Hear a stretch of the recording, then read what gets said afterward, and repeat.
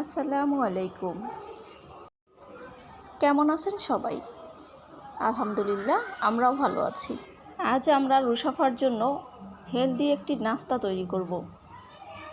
তার জন্য আমাদের গাজর এবং বিটরুট দিয়েছি আর কিছু নুডলস নিয়েছি। আমরা নুডলস রান্না করব। রুশাফা নুডলস অনেক পছন্দ করে।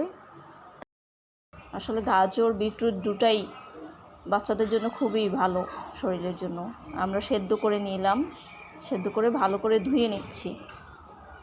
গাজর আর বিটরুটটা আগে দিতে হবে, নুডলসটা আমরা পরে দিয়ে সেদ্ধ করে নিয়ে ভালো করে ধুয়ে নেব পরিষ্কার পানি দিয়ে। এরপরে আমরা চুলায় চলে যাব। চুলায় একটা প্যান বসিয়ে দিয়ে একটু তেল দিয়েছি, কারণ ওর জন্য রান্না করব, তাই অল্প তেলেই আমি রান্না করি।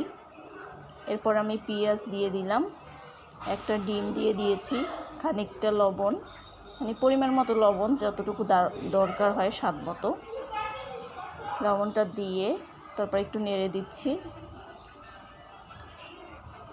এর মধ্যে পানিটা ঝরে যাওয়ার পর নুডলসটা দিয়ে দিচ্ছি। আমরা নুডলসটা দেওয়ার পরে একটু নেড়ে নেব। এবার নুডলসের যে মশলাটা থাকে প্যাকেটের সাথে সেটা আমরা দিয়ে দিব। সম্পূর্ণটা দিব না, কিছুটা রেখে বাকিটা দিয়ে দেব, অর্ধেকের মতন দিব। দিয়ে আবার একটু নেড়ে নিব।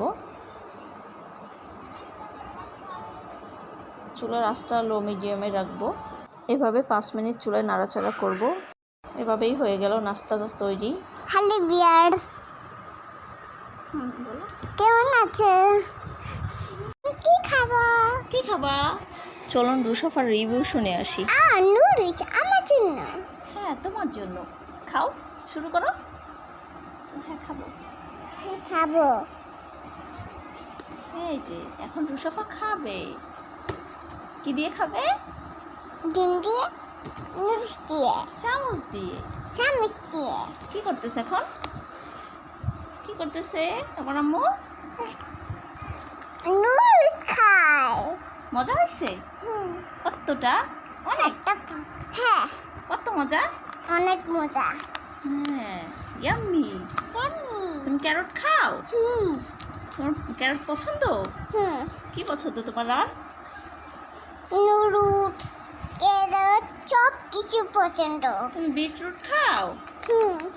হ্যাঁ, ওই যে আমার আম্মু বিট খাচ্ছে, এগ খাচ্ছে, নুডলস খাচ্ছে। Bye bye viewers.